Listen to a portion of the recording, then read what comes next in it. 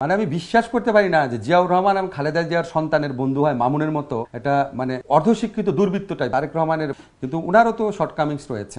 যেমন ধরেন উনি যেই ল্যাঙ্গুয়েজে কথা বলতেন সেটা ভবিষ্যৎ রাষ্ট্রনায়ক সুলভ ছিল না। সবচেয়ে বড় কথা, ওনার আশেপাশে যে মানুষগুলো ছিল, মানে আমি বিশ্বাস করতে পারি না যে জিয়াউর রহমান এবং খালেদা জিয়ার সন্তানের বন্ধু হয় মামুনের মতো। এটা মানে অর্ধশিক্ষিত দুর্বৃত্ত টাইপের ছেলে। এটা তো এই দোষ তো তার সজীব ওয়াজেদ জয়ের নাই। সজীব ওয়াজেদ জয়ের বন্ধু যারা আছে তারা অসৎ হইতে পারে, বা যারা তার বন্ধুর পরিচয় দেয়, বা তারা কুশাসন করতে পারে, কিন্তু তারা শিক্ষিত মার্জিত একটা লেভেল আছে। তো আমার কাছে এই জিনিসটা অ্যালার্মিং লাগে। উনার মতো একটা মানুষ, জিয়াউর রহমানের ছেলে, খালেদা জিয়ার ছেলে, উনার বন্ধু এই এত নিম্ন শ্রেণীর হয় কি করে? সেটা আমার কাছে খুব আশঙ্কার মনে হয় যে উনি যদি আসে, উনি যদি এরকম লোক দ্বারাই সারাউন্ডেড থাকে। এবং আমি এই প্রসঙ্গে আপনাকে বলে রাখি, আমি খুবই আশা করেছিলাম, উনি ইংল্যান্ডে বহু বছর যাবত আছেন, আমি খুবই আশা করেছিলাম, যেহেতু বাংলাদেশের রাজনীতিবিদদের আইন বিষয়ে পড়াশোনা করার একটা বিরাট ঐতিহ্য রয়েছে, উনি এই সময়টাকে ইউটিলাইজ করে উনি একটা, ধরেন উনি যদি ব্যারিস্টার হয়ে আসতে, আপনি খেয়াল করেন ব্যারিস্টার তারেক রহমান অন্যরকম শোনাতো না? মানে উনি কেন করলো না?